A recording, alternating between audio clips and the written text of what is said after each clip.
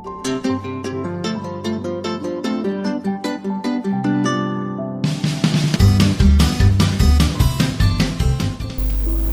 next is Mendeleev periodic law, which is very important for us because it leads the keystone for the modern periodic table. How this is very important, we need to know about this periodic law.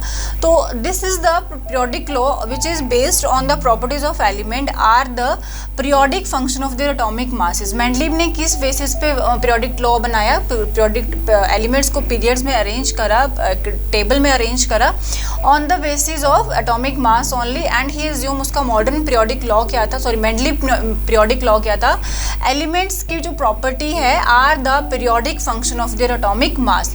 Periodic function मतलब period में उनका मास repeat होने की वजह से उनकी properties क्या होंगी, वेरी करेंगी. Fine. So he has classified periodic table in periods and groups, and you guys are well aware about this thing कि जो हमारा नाउ मॉडर्न पीरियोडिक टेबल जिसके साथ हम डील कर रहे हैं that is also classified into period and groups. तो पीरियड और ग्रुप का आइडिया किसने दिया था, मेंडलीव ने दिया था. फाइन.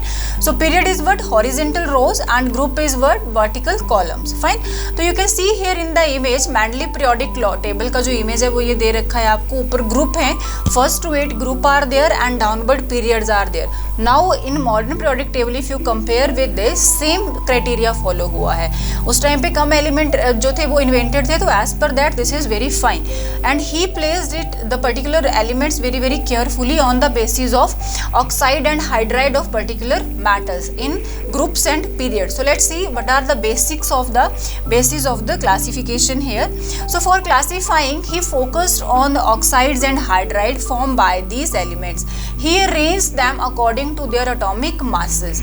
तो basis किस पे बात करा उसने, hydride, metal, R is for metal, and oxide पे.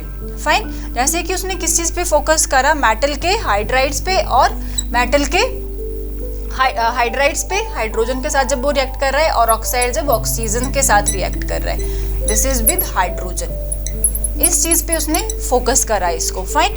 इसी के बेस पे उसने जैसे ग्रुप में अरेंज करा था, आपने देखा होगा पिछले, यहाँ से 1 to 8 ग्रुप रखे गए और नीचे को क्या रखे गए, पीरियड. पीरियड कहाँ से थे, 1 to 6. फाइन. तो एज पर दिस पीरियड उसने क्या प्लेस करा, हाइड्राइड को प्लेस करा और ऑक्साइड को प्लेस करा as per the particular group and period. Another important thing is it was observed that not only the chemical but physical properties reoccurred at regular interval. तो पहले क्या बोला था, केमिकल प्रॉपर्टीज क्या हो रही है, रिपीट हो रही है after regular interval. But Mendeleev ने क्या बोला, रेगुलर इंटरवल पे इफ प्रॉपर्टीज रिपीट हो रही हैं तो not only chemical, physical, not only chemical but physical also repeated.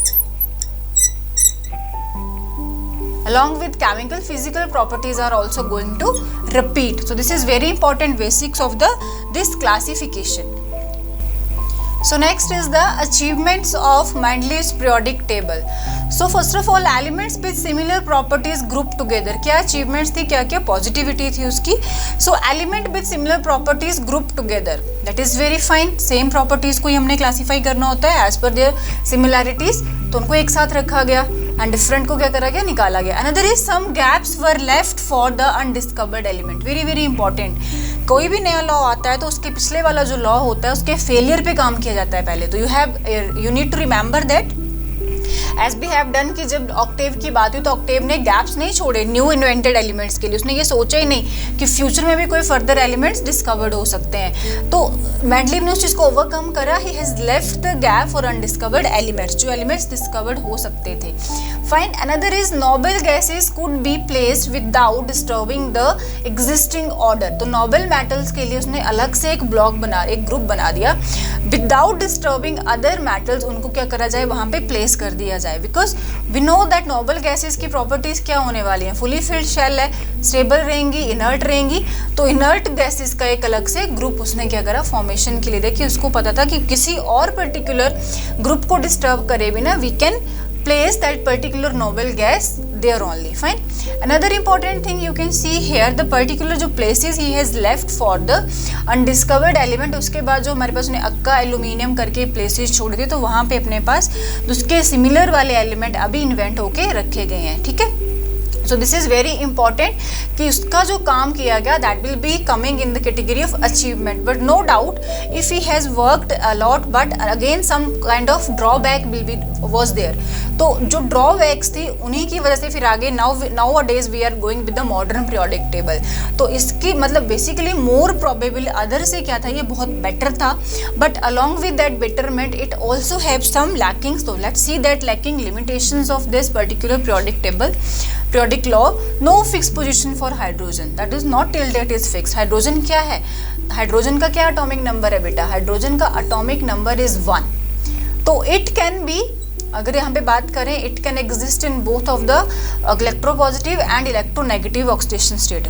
यही है, वैलेंसी दोनों दिखाता है। It can be act as metal, it can be act as non metal.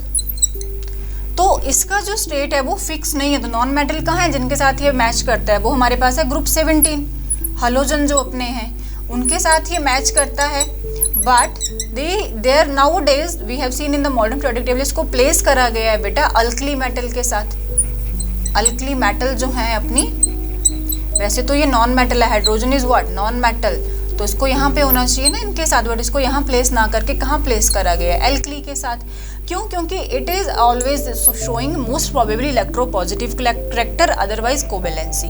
तो इसकी जो मैक्सिमम प्रॉपर्टीज थी, इसकी केमिकल प्रॉपर्टीज के बेस पे ये कैसे बॉन्डिंग में जा रहा है, उस बेस पे इसको किसके साथ रखा गया है, एल्कली मेटल के साथ। तो उसने भी क्या करा, फिक्स पोजीशन ऑफ किसके ने, तब तो एटॉमिक नंबर अभी एग्जिस्टेंस में नहीं था, सो दैट्स वाई इसमें ड्रॉबैक रह गया। एटॉमिक मास की वजह से रिपीट हो रहा था एटॉमिक मास, और सम टाइम क्या हो रहा था, आइसोटोप और आइसोबार वाला कॉन्सेप्ट नहीं आया था अभी अपने पास। Let's see another is no place for isotopes.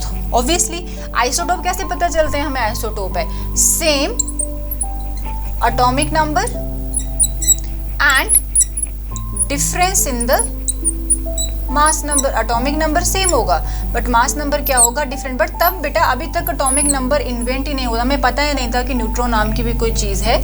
और एटम्स को, एलिमेंट्स को अगर हम अरेंज करें तो rather than atomic mass, atomic number is very very good property. तो तभी अभी तक हमारे पास स्ट्रक्चर ऑफ एटम पे काम हो रहा था। We are not aware about the atomic number. तो हम अगर atomic number is not known yet, then how we can proceed with the isotopes. Fine. तो दे हैव सीन दैट कि हाँ कुछ ऐसे पर्टिकुलर एलिमेंट उनके 1 से 2 फॉर्म मिलते हैं, थोड़ा थोड़ा डिफरेंस होता है उनमें, बट वो हैं क्यों, आइसोटोप क्या है। तो that's why this is again a drawback here, no place for isotopes. Another is no regular trend in atomic मास।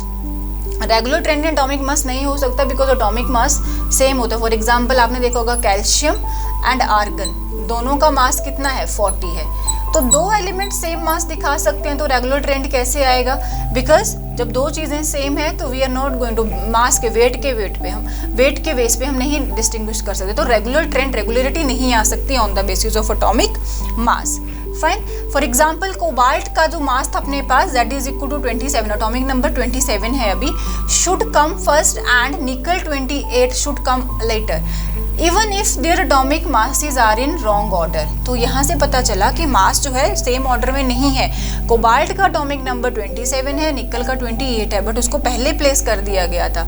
तो even this was proved here that atomic mass are in wrong order. तो इसीलिए क्या हुआ, trend in the atomic mass जो थे वो regular नहीं आए।